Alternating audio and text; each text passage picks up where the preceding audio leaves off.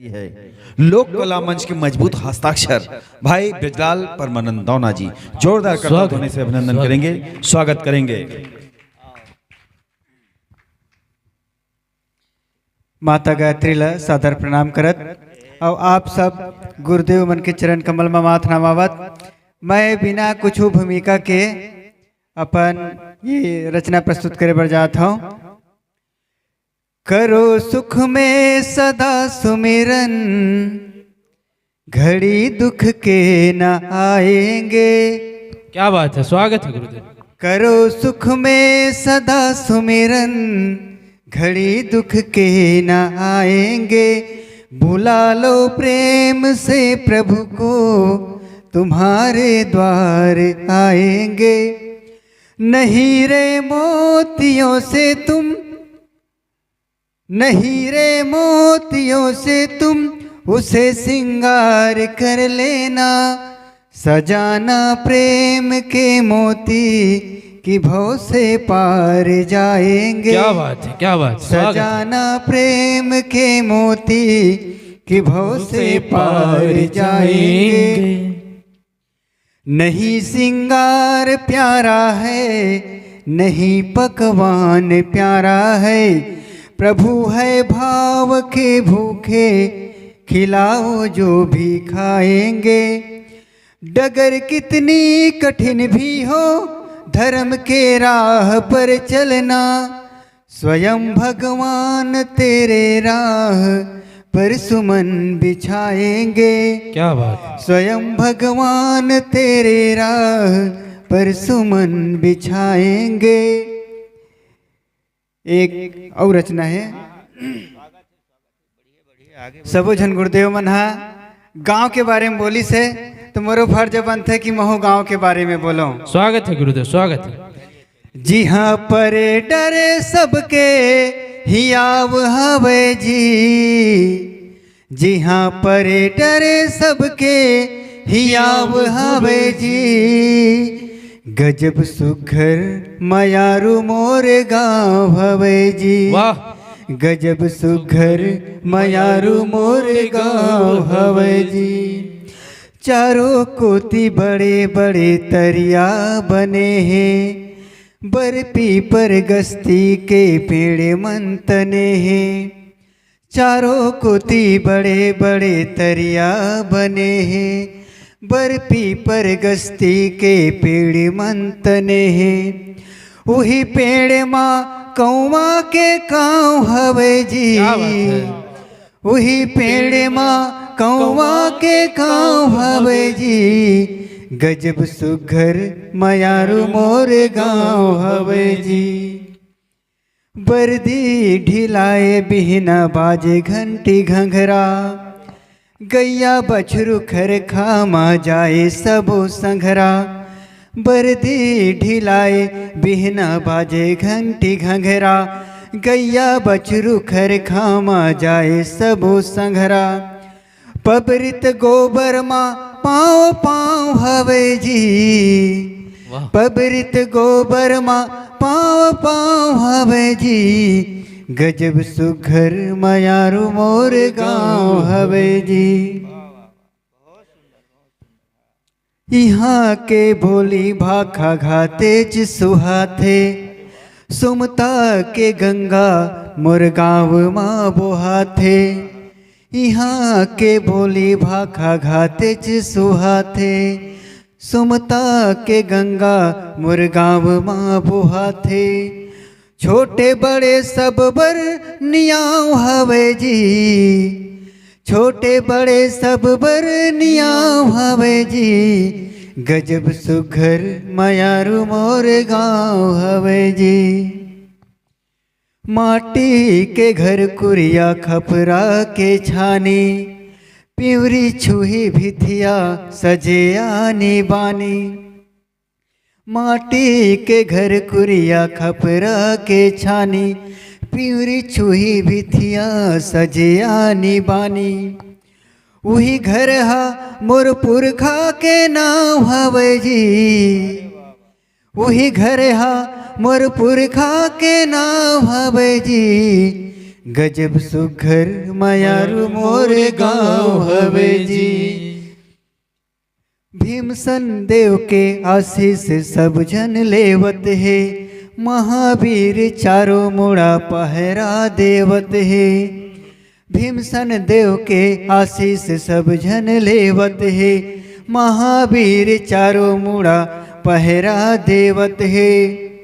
बैठे शीतला दाई लीम छाँव हवे जी, बैठे शीतला दाई लीम छाँव हवे जी। गजब सुघर मायारू मोर गाँव हवे जी, जिहाँ पर डरे सबके नियाव हवे जी। गजब सुघर मायारू मोर गाँव हवे जी, वाह वाह वाह। गजब सुघर मायारू मोर गाँव हवे जी। बहुत बहुत धन्यवाद। बहुत सुंदर गुरुदेव जिला आप सब सुनत रहे हो। और ऐसने परिस्थिति जब उठते मनमा, अभी पिछला 2-3 जितना प्रस्तुति रही सो गाना जगाना गीत गीत वाला रही, तो मोरो मन में एक ठन गीत के सुरता आत रही से का हरे कि पहावत बिहना सुरुर सुरुर, पहावत बिहना सुरुर सुरुर तोरे नाक हा बोहा थे। तो लका कहूँ रे मोर जिया डर रहा थे। ऐसा सुघर अलग अलग गाना आते कथे। और पुराना जमाना में जब हमार सियान मन के पैती रही सुसन समय में ऐसा रात रात भर ले कई ठन कार्यक्रम चले, और वो कार्यक्रम मन ऐसे रहे कि आदमी दूर दराज से आके भी ये बैठे रहे। काबर कार्यक्रम उसने रहे, गीत संगीत वैसने रहे का कि चल संगी देव तला मना बोराम, चल संगी देव तला मना बोराम। ए चरण मनावा हो रामा, चरण मनावा हो राम।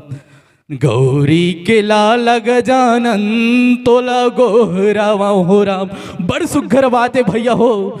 जैसे पुराना समय में सुघर राम सत्ता के कथा चले, जैसे पुराना जमाना में सुघर पंडवानी के कथा चले, वैसने आज हमर संस्कृति हमर साहित्य ला बचाए बर, हमर संस्कृति ला उठाए बर आज सुघर दिना है।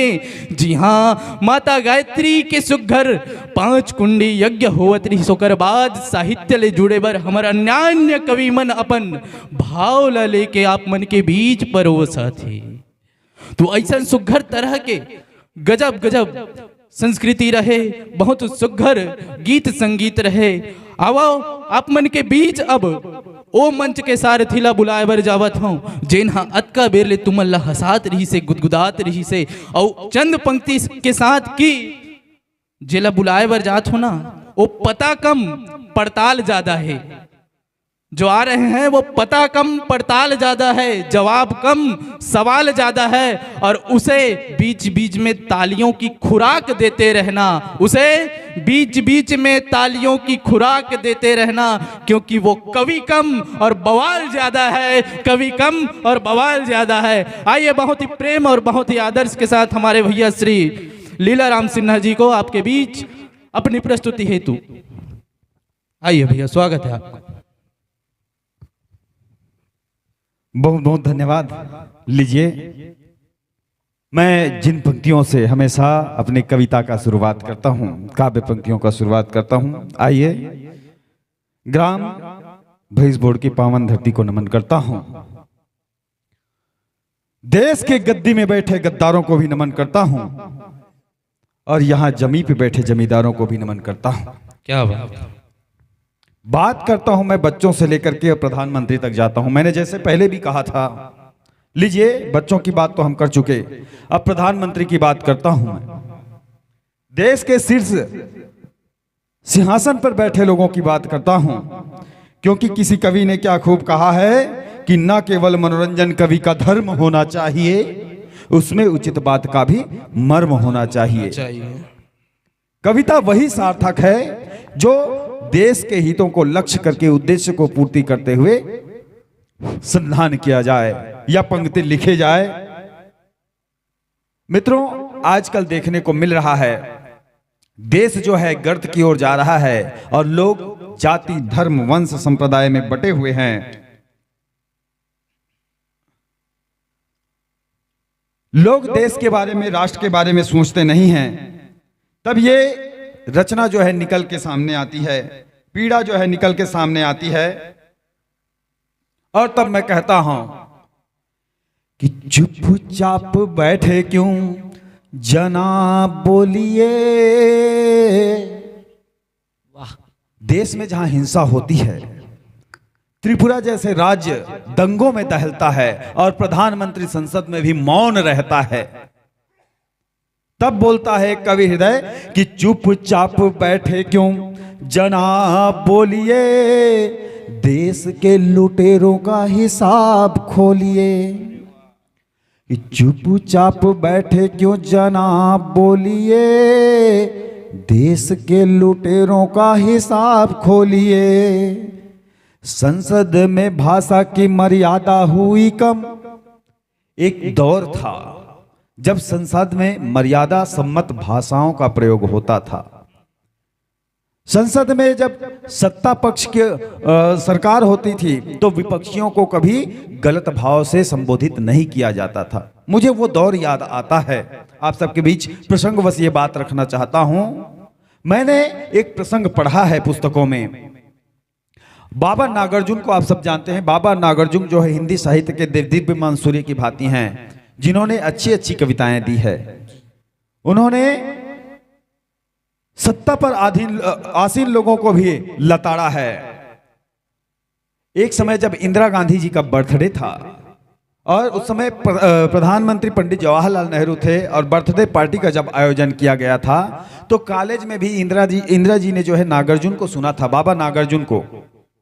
और वहां सुमित्रा नंदन पंत को उनके बर्थडे पार्टी में जो है काव्य पाठ के लिए आमंत्रण किया गया था और सुमित्रा नंदन पंत से मिलने के लिए बाबा नागार्जुन जी अब आए थे। तो चूंकि इंदिरा जी उन्हें सुन चुकी थी तो उन्होंने विनय किया कि आप भी चलिए, मैं आपको पहले भी सुन चुकी हूं और आप मेरे इस आयोजन में यदि भाग लेते हैं तो मेरा गौरव बढ़ जाएगा। लेकिन देखिए बाबा नागार्जुन का जिगर देखिए, पंडित जवाहरलाल नेहरू के घर में जाकर के उन्हीं के सामने उन्होंने क्या कहा कि देश बेचकर पंडित नेहरू फूले नहीं समाते हैं, देश बेचकर पंडित नेहरू फूले नहीं समाते हैं, फिर भी गांधी की समाधि में झुक झुक फूल चढ़ाते हैं। क्या कहें।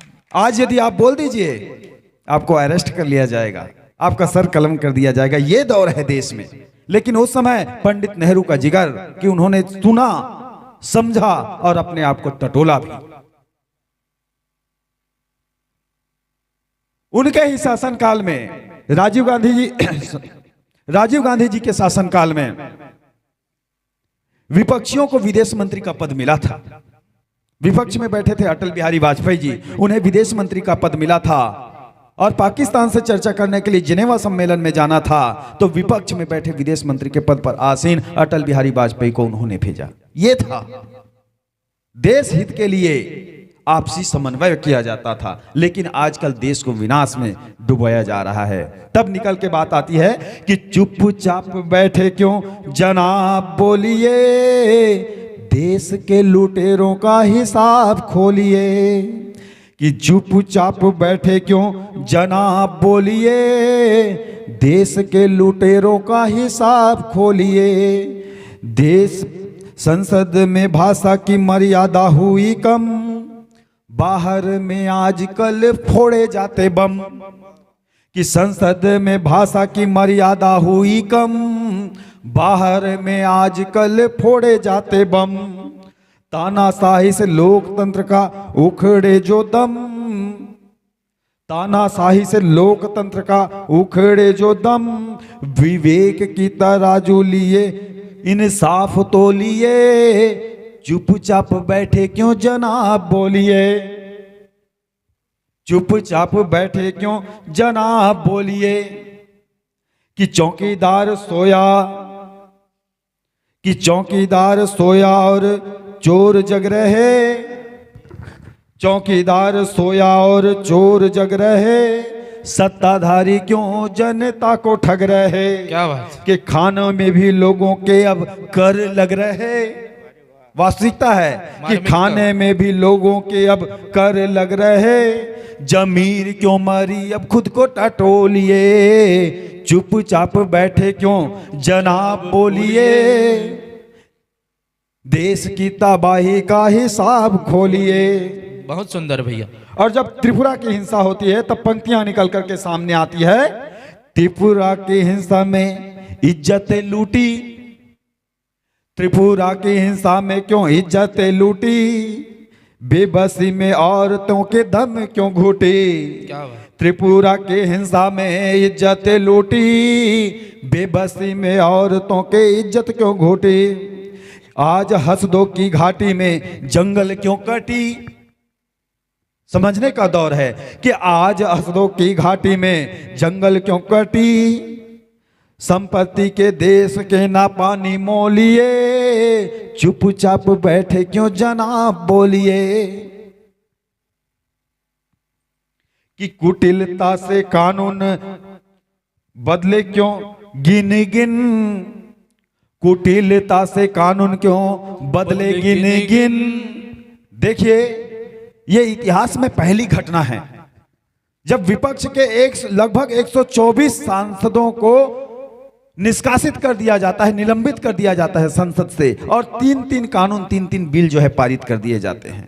पीड़ा का विषय होता है, मतलब तानाशाही और मनमानी का दौर आ चुका है देश में,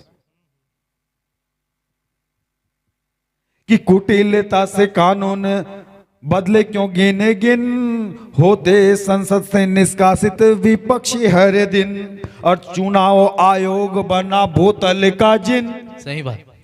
चुनाव आयोग बना बोतल का जिन। पहले संविधान में ये स्थान था कि निर्वाचन आयोग के निर्वाचन अधिकारी की नियुक्ति जो है हाई कोर्ट करता था, और हाई कोर्ट के जो जज होते थे उनकी भी नियुक्ति का अलग प्रावधान होता था, कोई भी सत्ताधीश का इसमें हाथ नहीं होता था। लेकिन आज का दौर यह है कि आज प्रधानमंत्री इनकी नियुक्ति करेगा, मतलब उनके हाथ की कठपुतली बन जाएगा। स्वागत है भैया।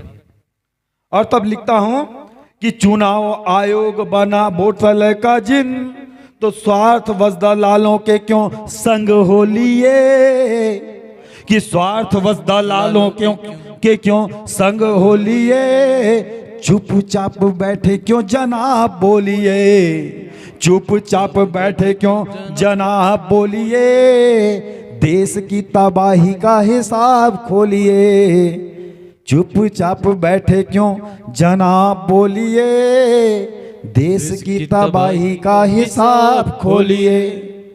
और मित्रों, ऐसे तो मैं विभिन्न कविताएं, चाहे वह मध्याह्न भोजन से संबंधित हो, कोरोना काल से संबंधित हो, हास्य से ओतप्रोत रचनाएं पढ़ता हूं, लेकिन देश की समस्या को देखते हुए यदि मैं हास परिहास पर अपने कलम को मैं व्यस्त रखूं तो मुझसे बड़ा जो है धोखेबाज और गद्दार कोई नहीं होगा। इसलिए आज मैंने ये कविता आप सबके बीच रखी। बहुत मैं ये सुंदर भैया, मानता बहुत हूं सुंदर। कि मेरा ईमान और मेरा कलम सार्थक सिद्ध हुआ। इससे बड़ी कविता मेरे पास आप सबके लिए कुछ नहीं है। बिल्कुल सही जा रहे हो भैया। इसीलिए कहते हैं कि युवाओं के कंधों पर युग की कहानी चलती है, युवाओं के कंधों पर युग की कहानी चलती है, और इतिहास उधर मुड़ जाता है जिधर जवानी चलती है, जिधर जवानी चलती है। बहुत ही सुंदर भैया आपकी प्रस्तुति। बहुत बहुत धन्यवाद। और लीजिए